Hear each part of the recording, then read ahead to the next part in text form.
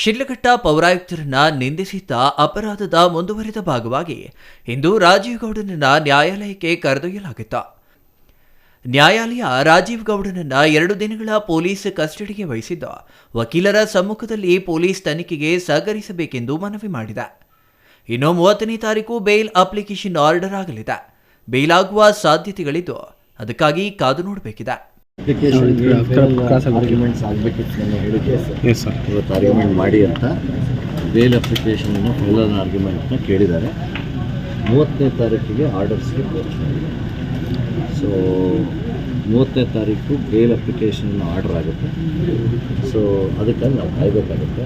ಅಷ್ಟೊತ್ತಿಗೆ ಪೊಲೀಸ್ ಅವ್ರಿಗೆ ಏನನ್ನ ನೀವು ಇನ್ವೆಸ್ಟಿಗೇಷನ್ ಮಾಡಬೇಕು ಅಂತಂದರೆ ಅದಕ್ಕೆ ಸಹಾಯ ಬೇಕಾದರೆ ಅವ್ರನ್ನ ನೀವು ಕರ್ಕೊಂಡು ಹೋಗ್ಬೋದು ಹೇಳಿದ್ದಾರೆ. In the presence of lawyer, in the presence ವಕೀಲರ ಸಮ್ಮುಖದಲ್ಲಿ ಅವರು ಹೇಳಿದ್ದಾರೆ, ವಿಚಾರಣೆ ಮಾಡ್ಬೋದು ಅಂತ ಹೇಳಿದ್ದಾರೆ. ಸೊ ಇಷ್ಟು 2ಕ್ಕೆ ಪರ್ಮಿಷನ್ ಕೊಟ್ಟಿದ್ದಾರೆ. 30ನೇ ತಾರೀಕು ಪ್ರೊಡ್ಯೂಸ್ ಮಾಡಿ ಇಮಿಡಿಯೇಟ್ ಬೇಲ್ ಆರ್ಡರ್ಸ್ ಮಾಡ್ತೀನಿ ಅಂತ ಹೇಳಿದ್ದಾರೆ. ಸೊ ನಮ್ಮ ನಿರೀಕ್ಷೆ ಏನಂತಂದರೆ 30ನೇ ತಾರೀಕು ಬೇಲ್ ಆಗುತ್ತೆ.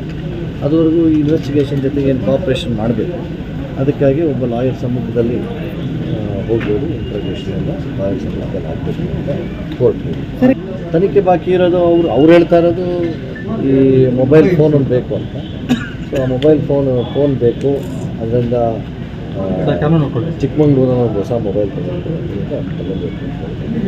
ಸೊ ಅದಕ್ಕಾಗಿ ಪರ್ಮಿಷನ್ ಕೊಟ್ಟು ಮಂಗಳೂರಿನಲ್ಲಿ ಮೊಬೈಲ್ ಸರಿ ಆರ್ಡರ್ಸ್ ಬೇಲ್ಗೆ ಆರ್ಡರ್ಸ್ಗೆ ಹಾಕಿಬಿಟ್ಟಿದ್ರು.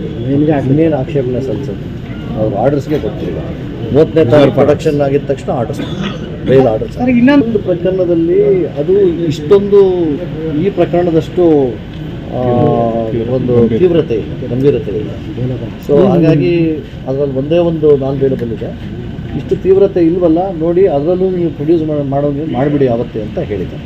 ಅದನ್ನು ಹೇಳೋದು ಪೊಲೀಸರು, ಇದಿಷ್ಟು ತೀವ್ರತೆ ಇಲ್ಲ, ಈ ಅಫೆನ್ಸ್ನಲ್ಲಿರೋಷ್ಟು ತೀವ್ರತೆ ಇಲ್ಲ, ಅದರಲ್ಲೂ ಪ್ರೊಡ್ಯೂಸ್ ಮಾಡಿ ಅಂತ ಹೇಳಿದ್ದಾರೆ. ಸೊ ಅದು ಪ್ರೊಡ್ಯೂಸ್ ಮಾಡಿದರೆ ಅಕಾರ್ಡಿಂಗ್ಲಿ ಏನು ಆರ್ಡರ್ಸ್ ಮಾಡಬೇಕು ಮಾಡಿಸಿದ್ವಿ ಅಂತ ಹೇಳಿದ್ದಾರೆ. ನಮ್ಮ ಅಂದಾಜಿಗೆ ಇದು 30ರ ಮೇಲೆ ಇದು ಇನ್ನು ಫರ್ದರ್ ಇವರ ಅರೆಸ್ಟ್ ಕಂಟಿನ್ಯೂ ಆಗೋದು ಡೌಟ್ ಇದೆ. ಯಾಕೆಂತಂದರೆ ಕೋರ್ಟ್ ಆರ್ಡರ್ಸ್ ಪೋಸ್ಟ್ ಮಾಡಿದೆ, ಆವತ್ತಿನಿಂದ ಇವ್ರನ್ನ ಬೇಲಿಗೆ ಬಿಡ್ಬೋದು.